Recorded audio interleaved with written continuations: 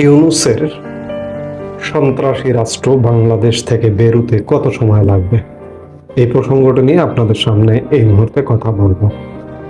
বাংলাদেশ ক্রমেই সন্ত্রাসবাদী রাষ্ট্রের দিকে ধাবিত হচ্ছে, জঙ্গি রাষ্ট্রের অভিমুখে ধাবিত হচ্ছে।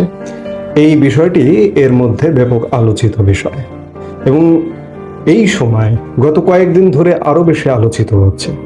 আপনারা ইতিমধ্যেই জানেন যে মার্কিন গোয়েন্দা প্রধান তুলসী গ্যাবার্ড ভারত সফর করছেন। তিনি যে কোনো সময়, আজকে যে কোনো সময় তিনি ভারত ছেড়ে চলে যাবেন। 3 দিনের সফরে এসেছিলেন। গোয়েন্দা প্রধানদের, সারা বিশ্বের গুরুত্বপূর্ণ দেশসমূহের গোয়েন্দা প্রধানদের বৈঠকে অংশ নিয়েছেন এবং এই বৈঠকে অংশ নেওয়া, প্রধানমন্ত্রী নরেন্দ্র মোদীর সাথে সাক্ষাৎ করা, ভারতীয় নিরাপত্তা উপদেষ্টা অজিত দোভালের সাথে সাক্ষাৎ এবং ভারতীয় গণমাধ্যমে সাক্ষাৎকার প্রসঙ্গে বাংলাদেশের সন্ত্রাসবাদিতার, সংখ্যালঘু নির্যাতনের প্রসঙ্গ এসেছে তুলসী গ্যাবার্ডের কণ্ঠে। পাকিস্তান এবং বাংলাদেশ খানিকটা তিনি একই দৃষ্টিতে দেখেছেন এবং তুলসী গ্যাবার্ড বাংলাদেশে যে সন্ত্রাসবাদ কায়েম হচ্ছে এই বক্তব্য দেবার ফলে বাংলাদেশ সরকার এর তীব্র প্রতিবাদ জানিয়েছে। যদিও সত্যতা আছে যে বর্তমানে বাংলাদেশে সন্ত্রাসের স্বর্গ রাজ্যে পরিণত হয়েছে এবং খানিকটা পাকিস্তানের দিকেই ধাবিত হচ্ছে, পাকিস্তানের রূপেই ধাবিত হচ্ছে, এটি পরিষ্কার। বাংলাদেশের মানুষ সেটি মনে করছে। এই যখন অবস্থা বাংলাদেশের, তখন বাংলাদেশের এই যে সন্ত্রাসকে পৃষ্ঠপোষকতা দেওয়া যে মোহাম্মদ ইউনূসের একটি সরকার, এই সরকারটি বিদায় হতে কত সময় লাগতে পারে? খুব বেশি না, 10 মিনিট। সারা বিশ্বের মোড়ল যারা যদি মনে করে, ভারত, মার্কিন যুক্তরাষ্ট্র যদি মনে করে, বাংলাদেশের সেনাবাহিনীকে যদি সময় দেয়, যদি বলে যে 10 মিনিট সময় মোহাম্মদ ইউনূসকে সরিয়ে দিতে হবে, 10 মিনিটে মোহাম্মদ ইউনূসকে সরিয়ে দেওয়া সম্ভব। কারণ আমি বিশ্বাস করি না যে বিশ্ব ধেয়ে আসবে বাংলাদেশের দিকে আর এই মোহাম্মদ ইউনূসের জন্য বাংলাদেশের সামরিক বাহিনী, সশস্ত্র বাহিনী বিশ্বের দিকে তাক করে থাকবে কিংবা বিশ্বের দিকে, বিশ্ব বৈশ্বিক সামরিক বাহিনীকে মোকাবেলা করার জন্য রেডি থাকবে, এটি বিশ্বাস করি না। আমি আজকে আর এক বক্তব্যে একটা কথা বলেছিলাম যে বাংলাদেশে যে অবস্থা চলছে, এতে করে ইরাকের মতো 2003 সালে সন্ত্রাসবাদের অভিযোগে মার্কিন যুক্তরাষ্ট্রের নেতৃত্বে বহুজাতিক যে একটা হামলা হয়েছিল, সেরকম পরিস্থিতি কি বাংলাদেশে ঘটবে? আশার কথা হচ্ছে যে সেরকম পরিস্থিতি বাংলাদেশে ঘটবে না। কারণ ইরাকের প্রেক্ষাপট আর বাংলাদেশের প্রেক্ষাপট সম্পূর্ণ ভিন্ন। কারণ ইরাকে সেই সময়ের রাষ্ট্রপ্রধান বা সরকার প্রধান যিনি ছিলেন, তিনি প্রায় 2 দশকের বেশি সময় দায়িত্বে ছিলেন। এই 2 দশকের দায়িত্বে থাকা একজন মানুষ খুব স্বাভাবিকভাবেই কেউ যদি তাকে হুমকি দেয়, প্রতিরোধ করে, তিনিও পাল্টা প্রতিরোধ করবেন। সাদ্দাম হোসেনকে 48 ঘন্টা সময় দিয়েছিল ইন্দো মার্কিন বাহিনী। সাদ্দাম হোসেন সেই সময়কে মাথায় নেননি, তিনি প্রতিরোধ গড়ে তুলেছিলেন, যার কারণে ইন্দো মার্কিন বাহিনী, বহুজাতিক বাহিনী, আরো বিভিন্ন দেশের সম্মিলিত বাহিনী ইরাকে হামলা করেছিল। কিন্তু বাংলাদেশে কি তেমনটা ঘটবে? বাংলাদেশে তেমনটা ঘটবার কোনো কারণ নেই। পাকিস্তানে ঘটতে পারে, পাকিস্তান সেনাবাহিনী বৈশ্বিক বাহিনীকে প্রতিরোধ করতে পারে, কিন্তু বাংলাদেশে সেটি হবে না। কারণ বাংলাদেশে বর্তমানে যে একটি সরকার, এটি হঠাৎ রাতারাতি আসা সরকার, এটি রাতারাতি বিদায় নেবে। কি বলবো, এটি তো একটা হঠাৎ সরকার, কিন্তু বাংলাদেশের একটা নির্বাচিত সরকার ছিল 5 আগস্ট সময়কাল পর্যন্ত, শেখ হাসিনার সরকার, আওয়ামী লীগ সরকার।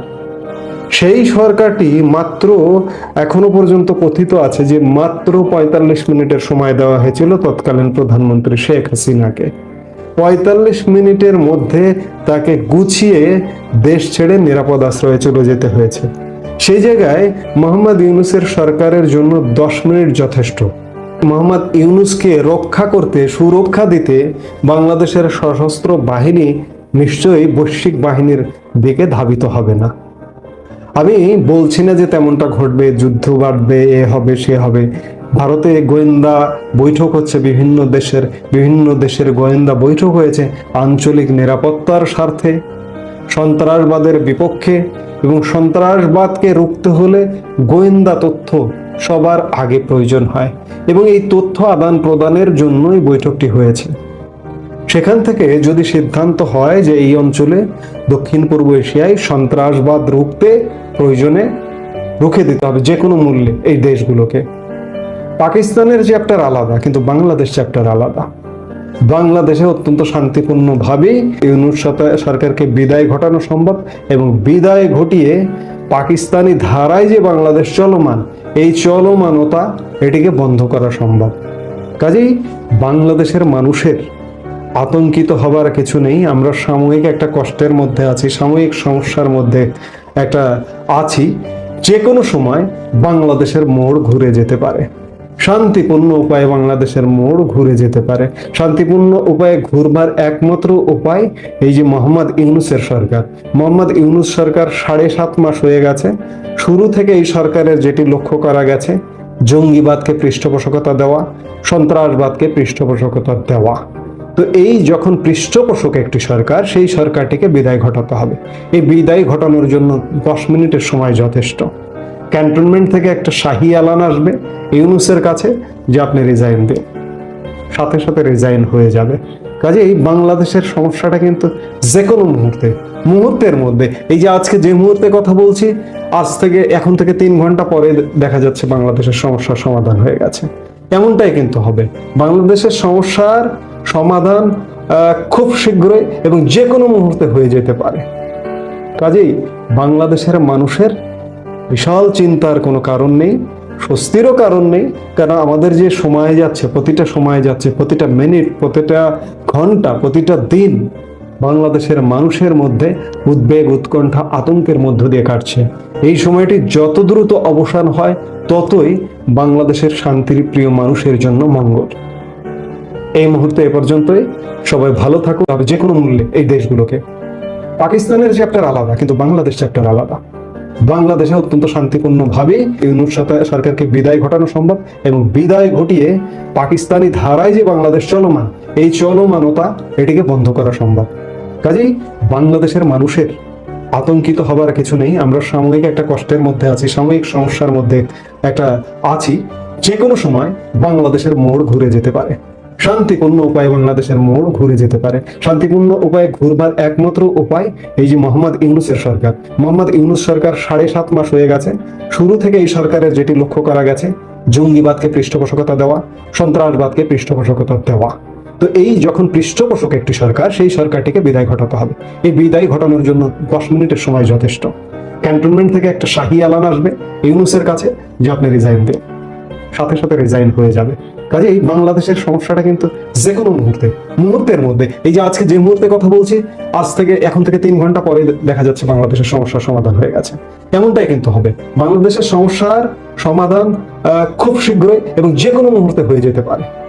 কাজেই বাংলাদেশের মানুষের বিশাল চিন্তার কোনো কারণ নেই, স্বস্তিরও কারণ নেই। কারণ আমাদের যে সময় যাচ্ছে, প্রতিটা সময় যাচ্ছে, প্রতিটা মিনিট, প্রতিটা ঘন্টা, প্রতিটা দিন বাংলাদেশের মানুষের মধ্যে উদ্বেগ, উৎকণ্ঠা, আতঙ্কের মধ্য দিয়ে কাটছে।